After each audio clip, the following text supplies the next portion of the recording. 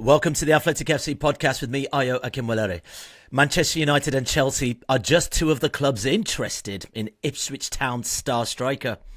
Here with us today, we have two writers from The Athletic who cover clubs who are keen on Delap. Manchester United correspondent Laurie Whitwell and Chelsea writer Simon Johnson. Right, gents, a little fun here. I want both of you to basically give me a heads up as to why Delap could be a really good option for your club. Obviously, Chelsea drew 2-2 with Ipswich Town yesterday, Simon. And Manchester United, well, Laurie, I'm sorry to say, 4-1 loss away to Newcastle. So you definitely both need a number 9. Or do you? So, 20 seconds on the clock, Laurie. I'm going to start with you first. Tell me why Manchester United need a good number 9.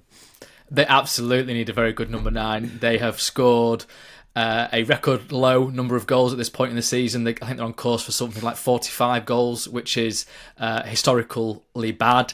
And yeah, they just don't really have that kind of edge up front. They don't have that presence where you feel that they are going to turn defences over and make a nuisance of themselves.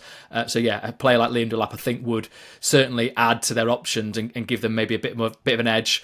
That being said, there's caveat of him being quite young and still to be proven perhaps beyond this one season, but I think he certainly would be an upgrade on what they've got at the moment. That's not bad. I gave you 25 on that, but that's Sorry. quite decent and succinct. Very good, very good. Simon, can you do any better? Tell me why Chelsea need a good number 9. Of course, let's not forget they currently have one as well. Yeah, Nicholas Jackson, who they still obviously have a lot of faith in, but at the same time, they're looking for that Drogba, that Diego Costa, these legends that won Chelsea trophies. And goals have dried up for Chelsea in the second half of the campaign. There's definitely a shortage of firepower up front. They need more of a presence up the top of the pitch. And Liam Delap is a player that has been on their wish list since sort of before the turn of the year.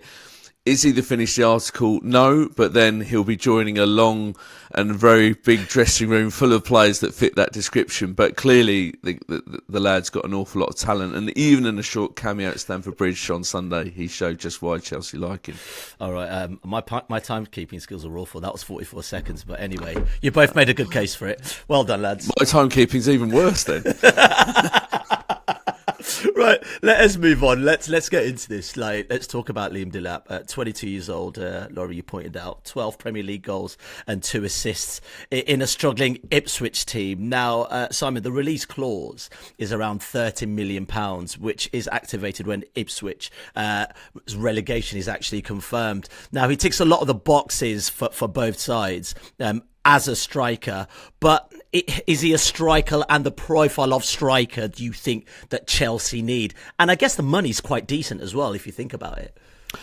Yeah, I mean, you look at Chelsea's recruitment in since the Todd Bowley Clear Lake Consortium took over, minus the first summer window, they see that as an outlier.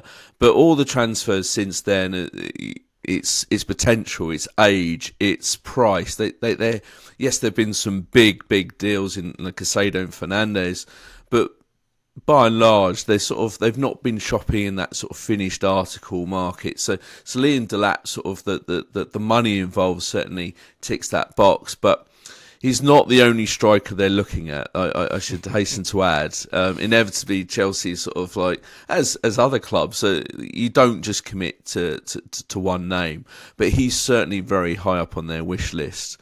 And you only have to go back to I was there at Portman Road when Ipswich got their one and only home win of the season against Chelsea, which really was part of the start of the slide for Chelsea's season. And Delap put on a masterclass. He bullied Chelsea's defenders that day. Yes, he won a slightly soft penalty, but this is the kind of player that I think Chelsea lack a little bit. Like Jackson's great at running in the channels and some of his link-up play, but Delap has a bit more physicality about him, and I think Chelsea fans would like that. Although, will this signing be the one that kind of gets them off the edge of their seats and gets them excited? I'm not so sure about that. Is this the kind of signing that'll get Man United fans off their seats? I mean, it's not hard to get them off their seats for anything these days, but let's be honest, Laurie, it sounds like good value for money. Age profile seems quite decent. And if you look at what's happening up front right now at Manchester United, there's not much firepower. Would Man United fans get excited by something like this?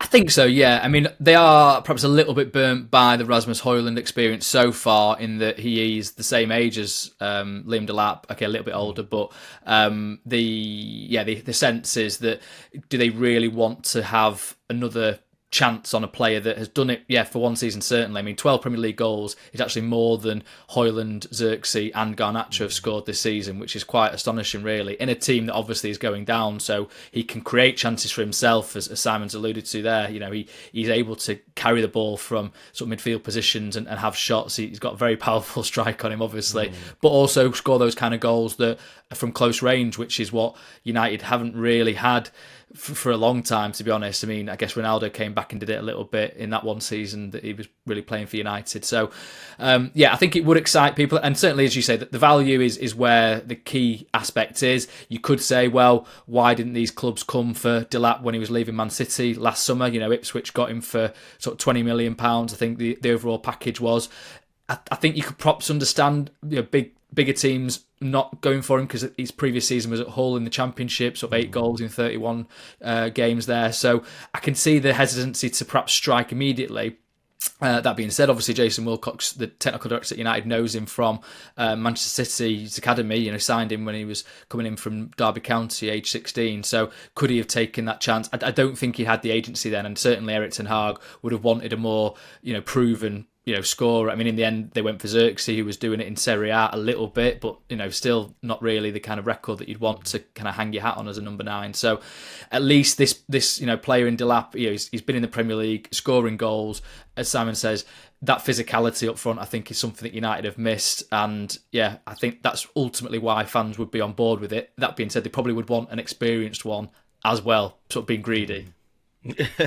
Well, of course, Joe Shields and Enzo Maresca, obviously, Simon, have got some sort of connection to Delap from the time at City. And I'm just thinking about the position of both clubs right now. Look at where Manchester United are, the position in the table. Of course, we know the history, we know what comes with Manchester United, and actually it's still a decent proposition for a player.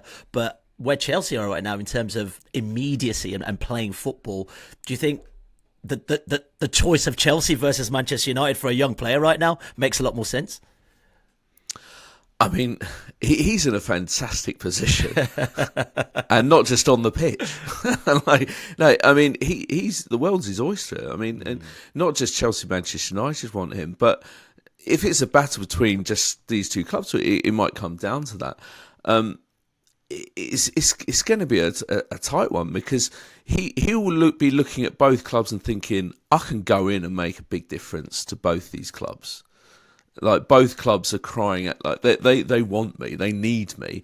It's not like there's someone that's really hard to shift. I know Chelsea absolutely love Jackson. They don't want to sort of hinder his development too much, and Jackson, certainly, I've liked a lot of what I've seen, but he's still a work in progress. If you're Liam Delap, you're going to think, I can go in there and make that shirt my own, and be sort of their main man at Chelsea, and that's got to be very tempting. I think Joe Shields, out of the two guys, Joe Shields is a very influential figure at Chelsea. He's already been able to get quite a lot of the sort of players that he's worked with from Manchester City's academy. There's been a few that Chelsea have tried and not been able to get, and the obvious link is there. It's not going to be easy, because, like I said, the competition is fierce. And Manchester United, look, they may be having sort of like the worst season in their Premier League history, but they are an absolutely massive draw. And regardless of their league position, whether they're in Europe next season, it's still going to be a very hard decision for any player to say no to a move to Old Trafford. Yeah, so makes some sense, actually, because obviously it's not just United and Chelsea. You've got, I've seen the name Bayern Munich floated into there, but Laurie, as a football player at his age and someone who feels like they would like to take themselves to the next level, surely this all sort of hinges as well, not just about fees, but where the player sees himself playing first team football.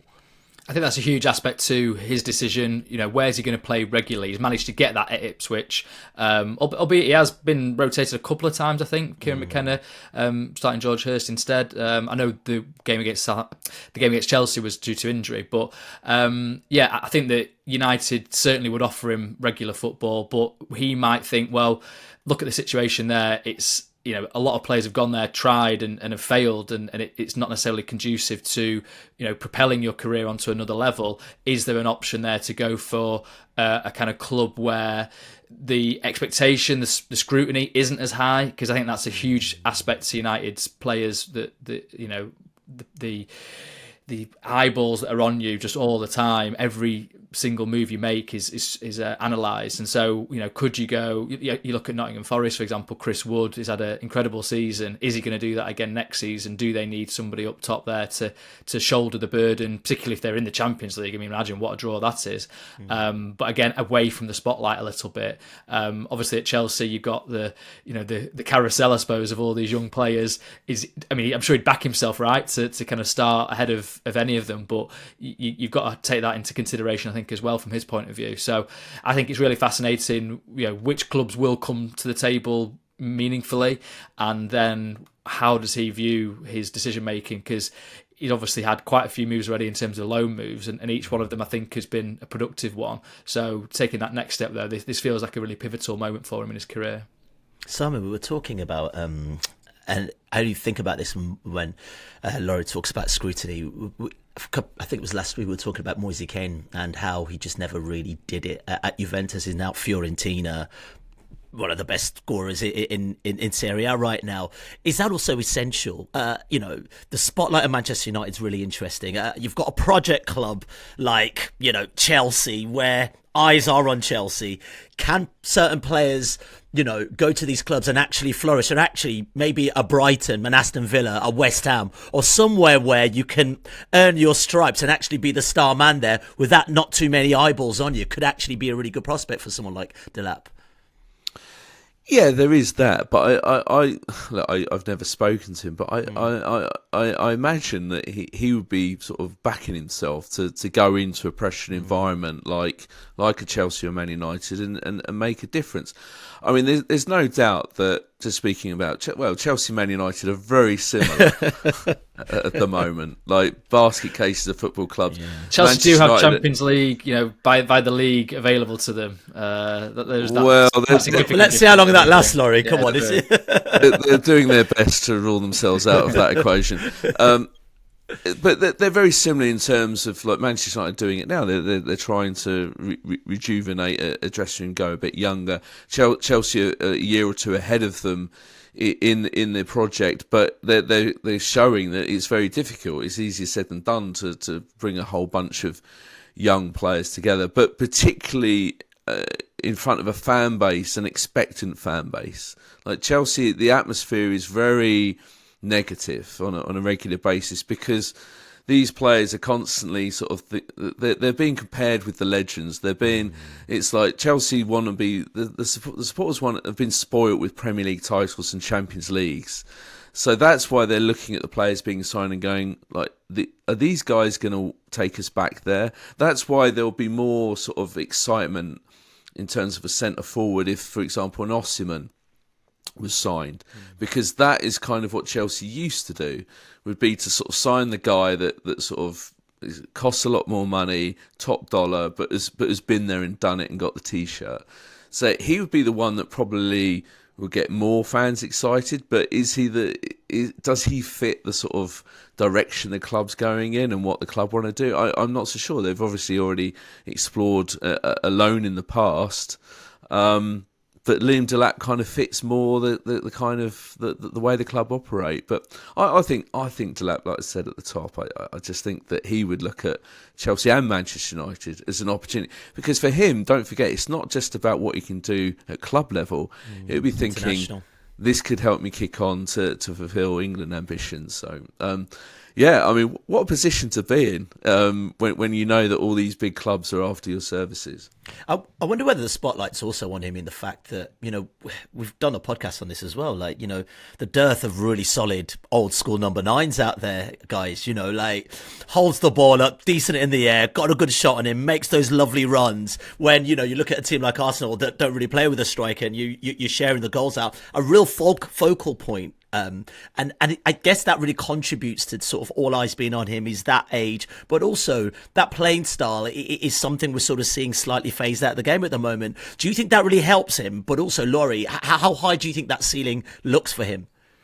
It's tough to say, isn't it? I mean, I've obviously watched him, for Ipswich this season. I must admit, I haven't seen loads of him coming through, but from the moments I've seen, I mean, against United, he didn't really do loads. He was pretty good, but at Portman Road, it was 1-1. He didn't actually make that much of an impact. And in the 3-2 that United had when, they had 10 men, that was kind of felt like his big audition, really, at Old Trafford, and it didn't quite work out. I'm not sure why, whether the Ipswich weren't quite playing to his strengths that day, but I certainly think his sort of persona, to Simon's point, where obviously we haven't spoken to him, but he kind of carries himself with a certain edge, a certain ruthlessness that clearly you need to become a top striker. And so there's that, I think, in his locker, certainly. And obviously having a father who played the game as well, I think can certainly ground you and make you, aware of the realities of football, certainly quicker than perhaps other people. And he played in a pretty straight up Stoke team, didn't he, where that kind of simplicity around your game, I think, can certainly be a bit of an antidote to the kind of prescribed nature of a lot of coaching these days. So bit of a maverick maybe, and so he is an exciting player for sure. I suppose I was sort of talking to somebody about him the other day, and they did mention, Timu Pukki scored 11 Premier League goals in his debut Norwich Premier League season. He actually then did it again a couple of seasons after that, so he's did it twice. And obviously there was never the chatter around him. He wasn't that kind of physically imposing centre forward, and he was at the older end of the spectrum. But it does sort of bring to the party that this question of doing it again is a real difficult aspect. Obviously doing it in a team like Ipswich, clearly, chances are at a premium, and he's been able to score 12. It's a very good total. Can he do it again? Can he do it in a team where, there's going to be deeper defences, or there's going to be people that know your game better in the second season? So that's a question. But I think certainly the raw ingredients that he's got, that kind of drive, that determination, that pugnaciousness up top, I think is great attributes to be admired. Surely we're looking at a bit more Vavavoom here, Simon, than Timu Pukki. Oh, come on. Is the ceiling higher than Timu Pukki? If that's where we're levelling it up. No. End podcast.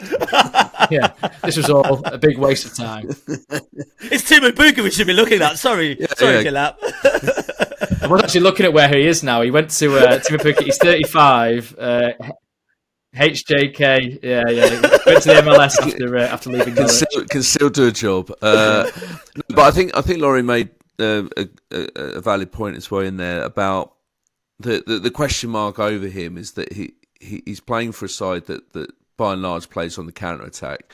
It's a totally different situation when playing for Chelsea United, where teams are going to sit back against him, and suddenly there's a lot less room for him to operate. So that'll be the question mark: is can he have the same kind of impact when there's a lot less space for him to work in? Yeah. Okay. Well, let's move on, because, the release clause is £30 million. But if United and Chelsea both trigger it, do we start seeing a bit of a bidding war, gents? Add-ons and maybe promise of playing time. There's a lot of fees also to add on this, Laurie, not just the release clause as well. And if you do get a bidding war, goodness knows how much you could technically go for. Yeah, I get the impression that the release clause is just that. So, I don't know if Ipswich could demand any more. I don't think clubs would be willing to pay any more to Ipswich for that, because it's ultimately a contractual agreement. And I think it is, ideally supposed to be a very closely guarded secret. And obviously it's come out into the public domain. It's obviously a lot of attention has been put on it. I mean, I did a story a few years ago where a player was going for a release clause in a relegation actually as well, and agency fees came into it. So that kind of negotiation between clubs and agents, how much is it going to cost, and then also salary. I think you could potentially have an auction in terms of how are you going to pay for Julian Delap in terms of his wage, but also how are you going to present the opportunity to him in a compelling way where he feels absolutely that he's coming to a club that he can flourish at, that he feels wanted by. So I think there's all those kind of different sort of hard and soft mechanisms by which you can persuade somebody. But yeah, the money will be an interesting thing to kind of observe once it kind of fully gets ironed out. I think ultimately Ipswich, from their point of view, I think they've known that this was a possibility the whole time. If you have an agreement like this in a contract that when you sign a player, I think everyone thought that Ipswich would go down again. I think they've done actually a really good job in keeping it for this long. But clearly, I think that they're alert and that they're aware of the realities of the situation. And maybe that was the only way they could really get him from City in the end. And I think City have got a sell on as well, so you've got to factor all that in. But yeah, they obviously were able to get him over the line, and this, I guess, is what it cost ultimately. I think if Ipswich were staying up, I think it would be a different conversation. I do wonder actually if United would be priced out of that one. Yeah, let's bring it down to reality, gents, and I'll start with you on this one, Simon. Financial situation of both clubs and having to potentially offload players. There's a lot of accusations and criticisms you can label at Chelsea, and understandably so, but it's not like they're doing this. I know sometimes it might look like it, but it's not like they're doing things on a whim. They do have a plan in place. And they what's that plan? Sorry, to win everything in 2075. Right. Okay. Just don't. Just checking. When all the youngsters mature. So Chelsea have got a project as well, a mission as well. United have got Mission 21, Project 150. They've got Project 2075, is it? The more I think about it, both clubs are so alike right now. It's so bizarre. That's why the game in a few weeks' time is going to be a meeting of minds. Well, that Julian Ratcliffe will get some ideas about the whole dugout ticket prices, right? Well, yeah, he's one of the few that can afford it. At Stamford Bridge, £12,000 a ticket or whatever it's going to be in the Dugout Club. But anyway, sorry, what were we talking about? Yeah, where's the money coming from? That's how they're going to buy Delap. Yeah, the Dugout Club. Yeah, no, Chelsea are very confident. They've got an awful lot of players. Some might say awful as well, but they have a number of players that they can sell that are currently on loan, and also currently in the first team squad. So, from what I'm led to believe, that they feel that will be a key part of the funding of a centre forward. They also want to sign a right-footed winger.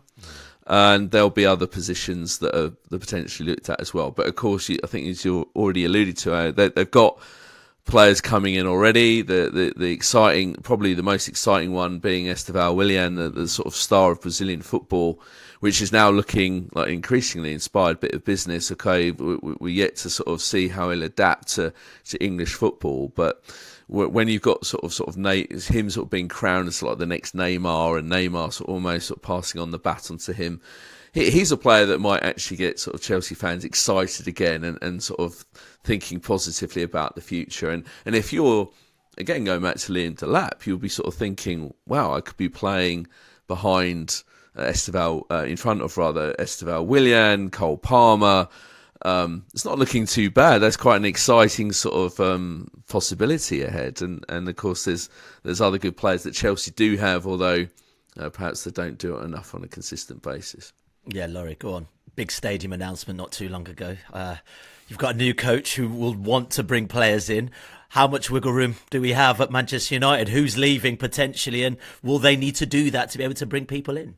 Yes, that is my understanding. I mean, they'll obviously have a bit of money to spend, regardless, I think, but I don't know how much exactly, because it's very difficult to penetrate the kind of PSR, FFP calculations. Then United just have a cash issue anyway, where, just having the actual funds to pay for things. I mean, they can obviously just dip into their sort of company credit card, their revolving credit facility, which has got sort of 300 million on it, but I think they're already 200 or so into that one. But so, anyway, there is kind of theoretically money there. It's just then obviously paying it back and also complying with all the regulations. So they've obviously got a few players out on loan, Marcus Rashford being perhaps the prime one, where Aston Villa have got a loan option for £40 million.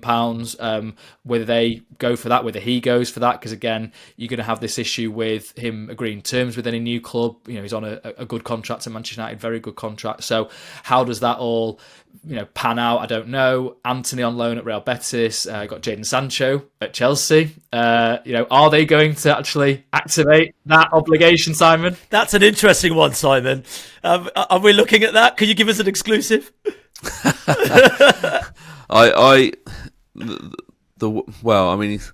Good timing for him to score that equaliser yesterday. It was a fantastic goal. That should absolutely trigger the clause. Well, I actually posted on social media going, well, that would be worth the $5 million fee or the loan fee, however you want to describe. But yeah, I do fear for him that it might be too little, too late in terms of Chelsea's thinking. It feels like, and it's not just about Chelsea's decision as well. Of course, they have to agree a contract with Jadon Sancho, and he was on a massive salary at Manchester United. So I think wherever he goes next, and I think there are other options. Maybe Borussia Dortmund might be tempting for him too, given the happy memories he has of playing there. But yeah, you do sort of wonder sort of what kind of pay cut he's going to have to accept, because it would be very surprising if anyone would be willing to pay the money that Manchester United that he's currently paying him. That's fair. And also, I'm just thinking about other people that United are looking at, Laurie. I've heard Cunha's also on that list, and I'm just thinking whether or not, if we include Delap in this equation, whether or not this is a player, because we haven't really spoken about this, from the sample size you've seen, this is a player that could play in an Amorim system as well. Yeah, you read it on The Athletic, Ayo, obviously. Mateus Cunha link. Wrote the story on, I can't remember, was it Friday or Saturday? Which was basically... I was just feeding you. I didn't want to be like blatant. I was just giving it to you. Thank you, mate. Okay. Don't worry, I will never miss an opportunity to self-promote. Yeah, exactly. So, yeah, I mean, the idea, I guess people might look at it and go, well, you've just been pleading poverty. How can you then, in the same breath, then talk about signing Mateus Cunha and Liam Delap? I think that would obviously take good sales, as we've touched on earlier.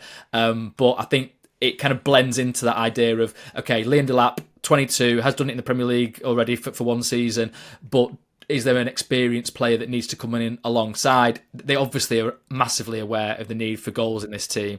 And Mateus Cunha, he scored a fantastic goal against Spurs on Sunday, and I think that's his 13th in the Premier League this season, at 12 the previous season. He's got that flair about him. He's played really well against United when he's come up against them, and he has fitted into that 3-4-2-1 system. So he would be the number 10, basically. So people are thinking, well, is it Delap or Cunha up front? Well, I don't think Cunha's really that number 9, is he, at all? So he's a kind of, it fits, it feels like it is a good, sort of match for that number 10 role, where he gets the ball in midfield, can drive with it, and hopefully set players up and also score himself. He's got a release clause as well. It's significantly higher than Liam Delap's in the contract that he signed in January, when there was all that talk of him potentially going to Arsenal. And so, yeah, £62.5 million, a lot of money.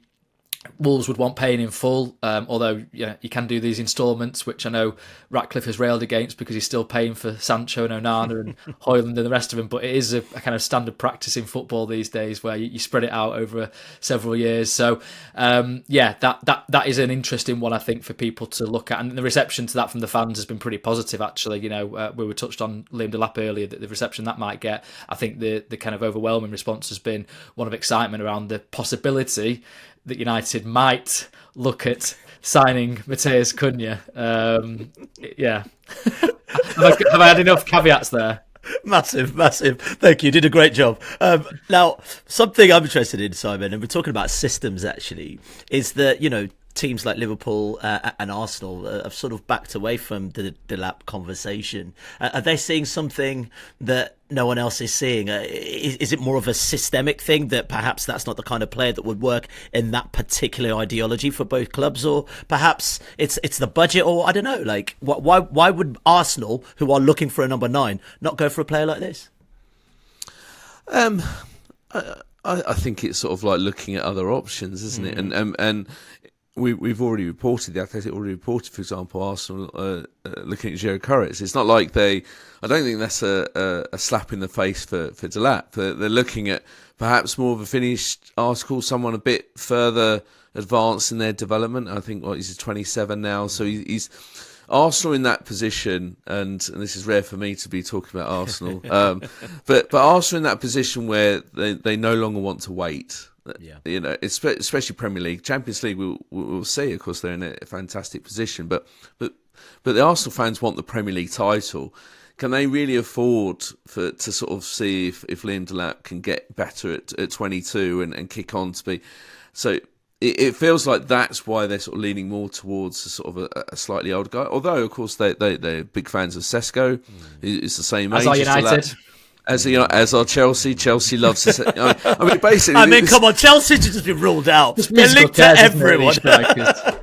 Basically, all these clubs are after all love the... And I suppose it might sort of come on to your point, Ayo, about that there are only so many strikers these days to go, and hence why all these clubs are all looking at them. Liverpool. I mean, it's sort of they haven't. It's felt like a long time since they've had like an out and out centre forward. I suppose Firmino was a tremendous fit for the way it worked, but it's all about Mo Salah in attack and who can sort of feed off him, but essentially it's all geared towards Mo Salah. So maybe that's why that Delap's sort of not top of their wish list. Okay, something just dawned on me. As Manchester United and Chelsea are quite similar, we're talking about attackers. No one's spoken about the goalkeeping crisis of both of these clubs. Either side. That's a whole other podcast, Ayo. I know. It just crossed my mind. I'm Tune in tomorrow for part 2. Gents, I really appreciate your time. Thanks for joining us, Laurie, Simon, and also thank you guys for watching as well. Now be sure to like the video and also subscribe to the channel and also leave us a comment. That's it from us. We're back soon. If you want to watch more episodes of the show, please subscribe to the channel. We'll be joined by the likes of David Ornstein, Matt Slater, Adam Crafton, Carl Anker, and plenty more through the season. If you'd like to listen to the episodes in full in audio form, search The Athletic FC wherever you get your podcasts from.